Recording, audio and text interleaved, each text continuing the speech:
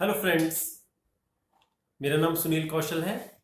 और जैसा कि मैंने आपसे कहा था कि पार्ट टू कि किस तरह से आज के समय में टीचर्स अपने बच्चों को कंट्रोल कर सकते हैं, वो मैं आपके सामने लेके आया। तो फ्रेंड्स, जैसा कि हमने पिछली बार ये डिस्कस किया था कि कैसे हम अपने टीचर्स की इज्जत करते थे, और अब नया दौर आ गया है। स्टूडेंट्स और टीचर्स का दोनों का एक प्रोफाइल एक डिफरेंट ट्रैक पे आ चुका है। स्टूडेंट्स उतना अपने टीचर्स के पढ़ाने में इंटरेस्ट नहीं लेते।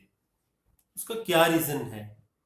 और इनफैक्ट कुछ शायद हो सकता है हमारे अंदर भी कमियां होंगी कि वो इंटरेस्ट नहीं लेते हैं।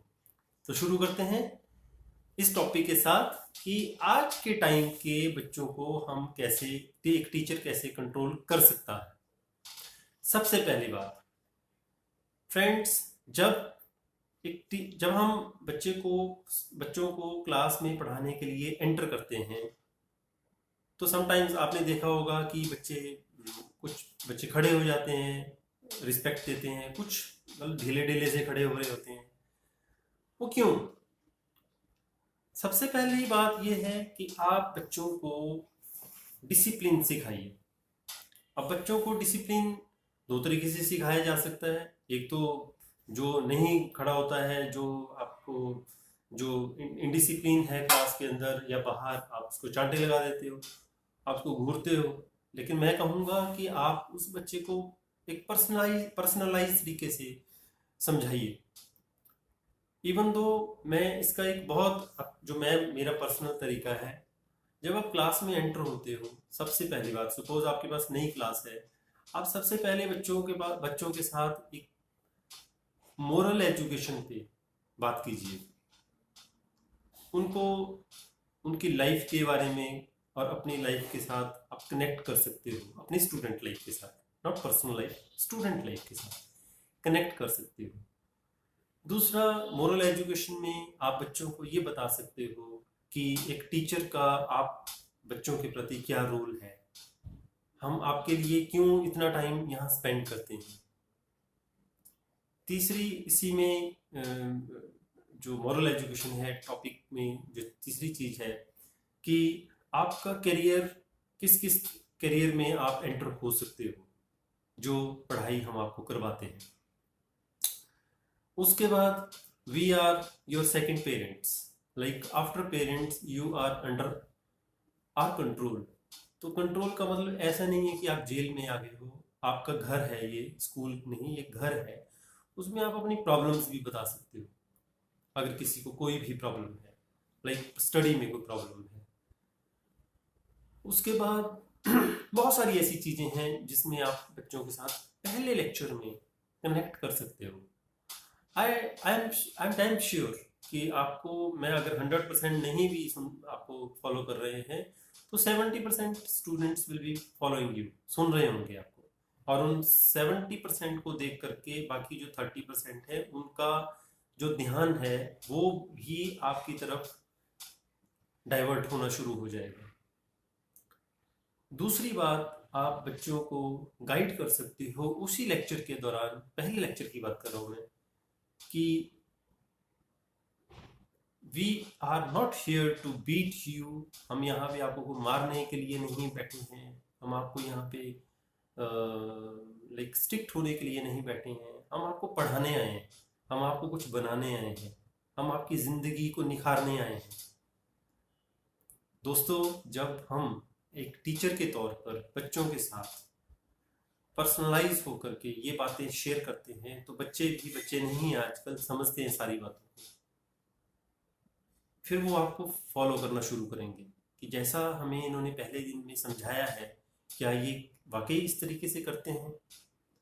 फिर उसके बाद दूसरा तरीका कि आप अगले दिन से जब आप अपना टॉपिक पढ़ाना शुरू करते हो, सब्जेक्ट पढ़ाना शुरू करते हो, उसमें आप खुद एक इंटरेस्ट लीजिए। सबसे पहले, जैसे मेरा मैथमेटिक्स है, तो मैं एक इंटरेस्ट लेता हूँ कि सारे बच्चों को समझ आए।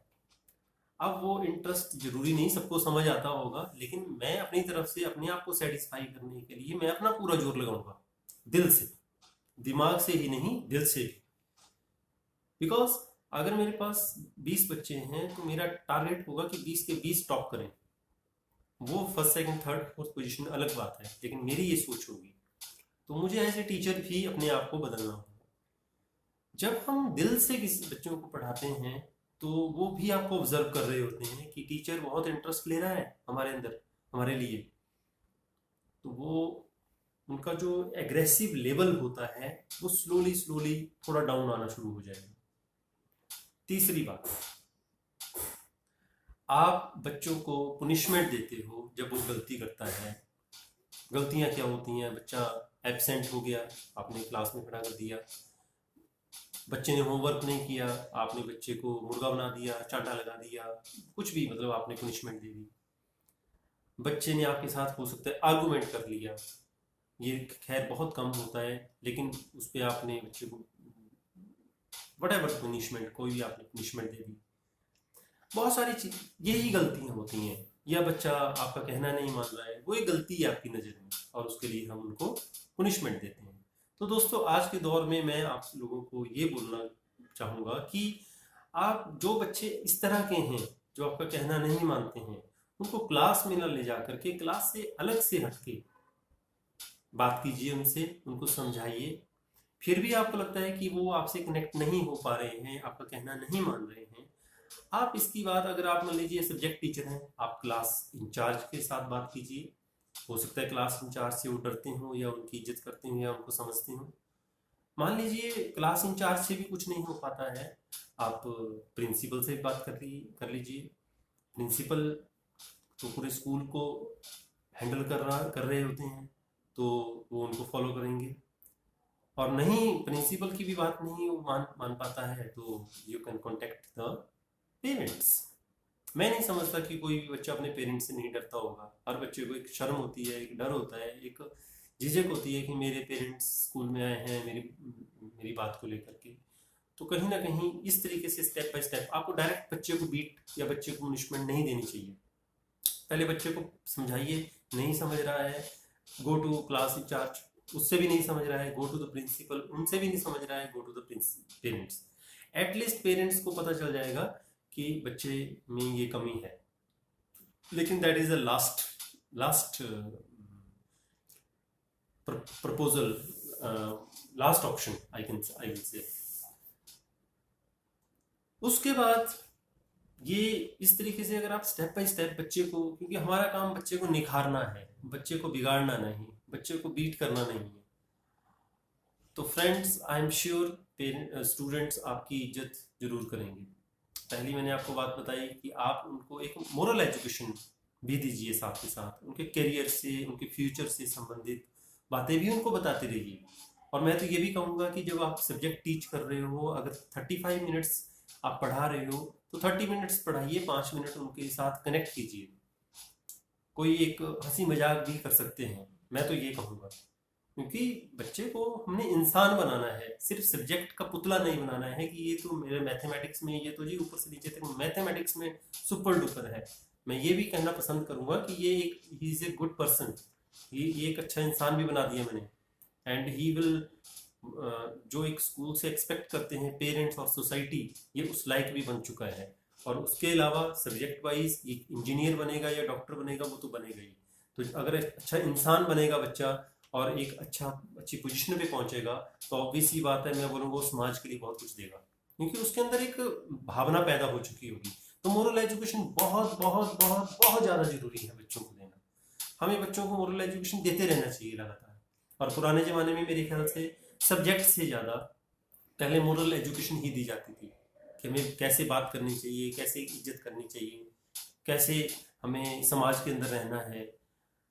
तो फ्रेंड्स, ये क्लास में अगर मैं बोल रहा हूँ 20 बच्चे हैं, तो जरूरी नहीं है 20/20 आपको फॉलो कर रहे होंगे, लेकिन आपको लगभग 70% बच्चा फॉलो कर रहा होगा, आपकी बात को सुन रहा होगा।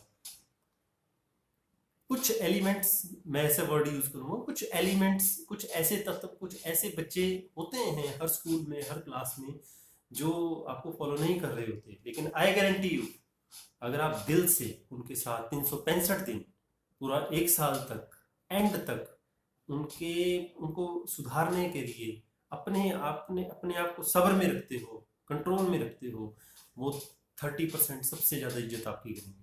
उन 70% से भी ज़्यादा आपकी इज्जत वो 30% स्टूडेंट्स करेंगे।